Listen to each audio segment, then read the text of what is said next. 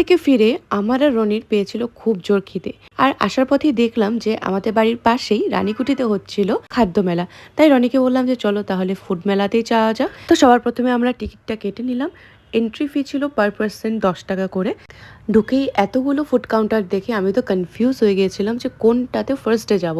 তো যাই হোক, প্রথমে আমি ডিসাইড করলাম যে না, একবার সম্পূর্ণ মেলাটা ঘুরে দেখবো যে কী কী ধরনের ফুডস অ্যাভেলেবেল আছে।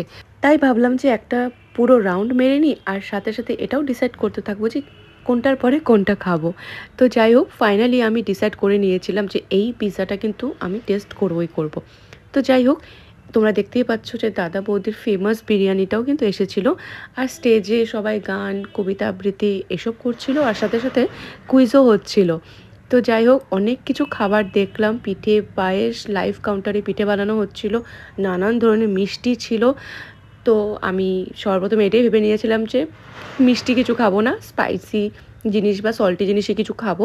তো সর্বপ্রথমে নিয়েছিলাম এই কে egg pop up, egg chicken pop up নাম ছিল। তো রনি টেস্ট করে বললো যে না, ঠিকঠাক। তো আমি জাস্ট অল্প ট্রাই করেছি, আমার তত একটা ভালো লাগেনি।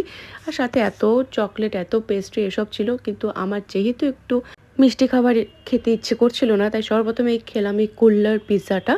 আর খুব ভালো ছিল খেতে, তোমরা দেখতেই পাচ্ছ। আমি নিয়েছিলাম ভেজ চিজ পিৎজা, যেটা খেতে সত্যি বলছি খুবই ভালো ছিল, আর কমপ্লিটলি চিজ দিয়ে ভরা ছিল। তো এটা শেষ করে তারপরে আবার নিলাম আমরা এই স্যালাডটা, নামটা ভুলে গেলাম, শাওয়ারমা চিকেন স্যালাড কিছু একটা ছিল। আর আমাদের এটা এতটাই পছন্দ হয়েছে যে আমরা একটা প্যাকিংও করে নিয়ে নিলাম বাড়িতে নিয়ে যাবো বলে। তারপর রনি খেলো এই কালো জাম টাইপের একটি মিষ্টি। আর আমি লাস্টে ট্রাই করলাম এই স্মোকি বিস্কিটটা। আমি এরকম টাইপের জিনিস আগে দেখেছি, বাট নিজে কোনোদিনও ট্রাই করিনি। তো এটা আমার ফার্স্ট টাইম ট্রাই ছিল। আর আমি ঠিকঠাক করে ওঠাতে পারছিলাম না বলে দাদাটা একটু হেল্প করে দিল, একটু নাড়িয়ে দিল যাতে স্মোকটা ভালোভাবে বেরোয়। আর ফার্স্ট টাইমে আমি ভালো করে খেতে পারিনি, জাস্ট হাসছিলাম, কারণ ভিতরটা পুরো ঠান্ডা, কোনো টেস্ট ছিল না, একদম ফ্লেভারলেস লাগছিল, কিছুই বুঝতে পারছিলাম যে আমি অ্যাকচুয়ালি কী খাচ্ছি। তাই আমি রনিকে দিলাম, রনিও সেম কথাই বললো আমাকে। তো আমি বললাম যে না ঠিক আছে, পরের বার একটু এনজয় করে খাই, অ্যাজ ইফ আমি সিগারেট ফুঁকছি। তো একটু দেখো স্টাইল মেরে খাচ্ছিলাম।